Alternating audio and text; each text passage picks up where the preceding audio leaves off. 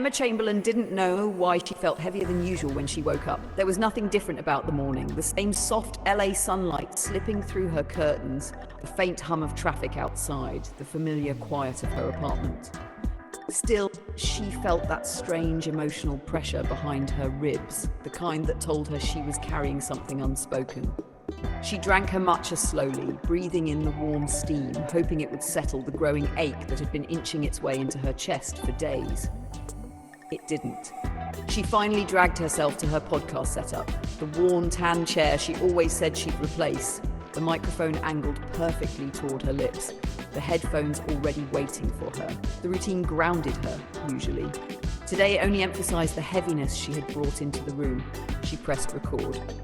"Hey guys," she said softly, her voice sounding smaller than usual. "Welcome back to Anything Goes. I'm in a weird emotional place today, so let's just see how this episode goes." She forced a small laugh, but even she could hear how forced it was. "I have a bunch of audio messages from you, and honestly, I think I need them today." She inhaled and exhaled slowly, so let's dive in. The first message was harmless, someone asking about skincare routines. Emma answered easily. The next was about moving to a new city. Again, no emotional risk. She responded with her usual blend of honesty and humor. But then she clicked on a message titled, "Please help me understand this." She hesitated, not knowing that her entire mood and the episode was about to shift. She pressed play.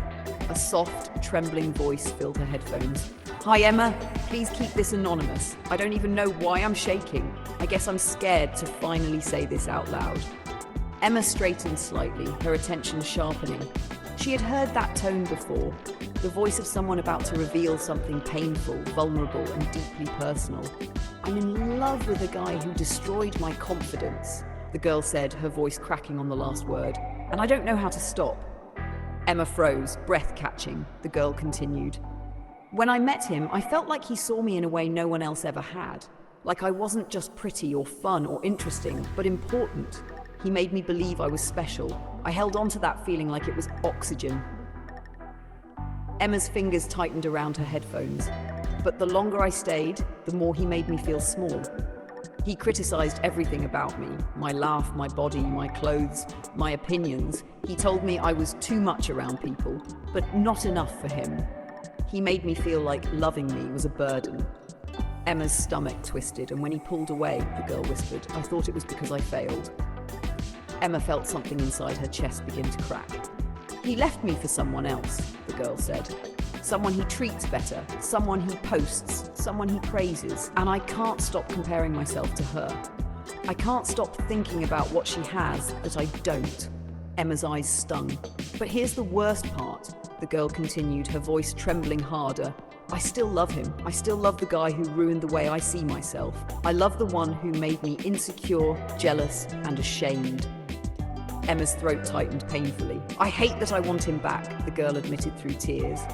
"I hate that he moved on. I hate that I'm stuck in this hole he put me in. I hate that even though he crushed my confidence, he's the only person I feel connected to." A shaky breath. "Why do I still love him, Emma? What's wrong with me?" The message ended abruptly, as if she couldn't speak another word. Emma didn't speak either. Her entire body felt frozen, breath shallow, fingers trembling slightly over her microphone. She had heard heartbreaking messages before, but something about this one burrowed straight into the part of her she tried hardest to avoid. She unmuted the mic, her voice barely above a whisper. "Okay," she said, already sounding emotional. "I need a second." She muted herself again and wiped at her eyes, but the tears came faster than she expected. She swallowed hard, trying to steady herself. When she unmuted the mic again, her voice cracked instantly. "I'm trying really hard not to cry right now," she whispered. "But that message, I felt that, way more than I wish I did." She inhaled shakily. "I've been there," she said, her voice trembling with a fragile kind of honesty. "I've loved someone who destroyed my confidence too." A tear slid down her cheek. She didn't wipe it. "He made me feel like I was lucky he even liked me," she continued, her voice hollowing out. "Like I had to shrink myself to keep him. Like if I changed just a little bit more, if I were quieter, prettier, more chill, less emotional, he'd finally see me as enough." Her breath wavered, And every time he pulled away, I blamed myself. I thought I had to earn his affection, his attention, his love. I thought if I just tried harder, he'd finally choose me. She let out a broken laugh. He never did. She shook her head slowly, wiping another tear. And when he left, she whispered, I didn't just lose him. I lost the version of me I used to love. He took that confident, bright, open girl and replaced her with someone who doubted everything. Someone who looked in the mirror and saw flaws he had planted in her mind. Her voice cracked again. I hated myself for still loving him, she confessed. Because I thought, how pathetic is it to love someone who hurt you? Someone who made you feel worthless? She paused, her breath trembling audibly. But here's the truth, she said quietly. You don't love the version of him who broke you. You love the version he pretended to be at the beginning. Another tear fell. You love the fantasy he created to hook you, the warmth he gave you before he turned cold, the compliments he used to reel you in before he used your insecurities against you. Her voice deepened with emotion. That wasn't love, she whispered. That was emotional manipulation. She leaned closer to the mic, her tone soft but firm. He didn't destroy your confidence because you were weak.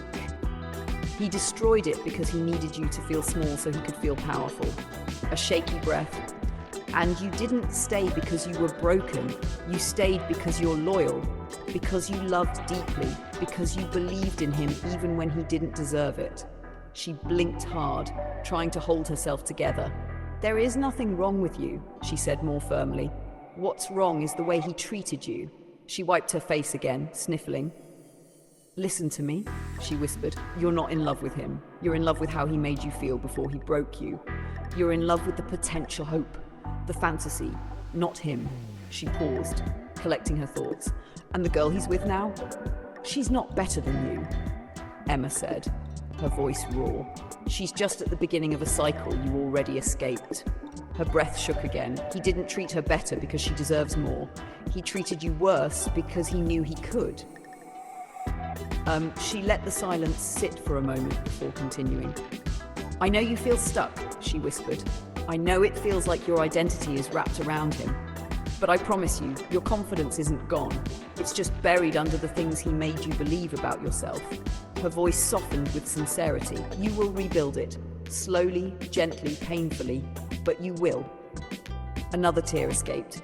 And one day you're going to look at him, not the fantasy, but the real him, and wonder why you ever put your worth in his hands.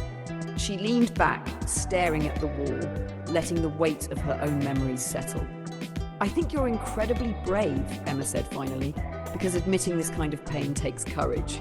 Loving someone who damaged you isn't a flaw, it's a sign of how deeply you feel, she swallowed.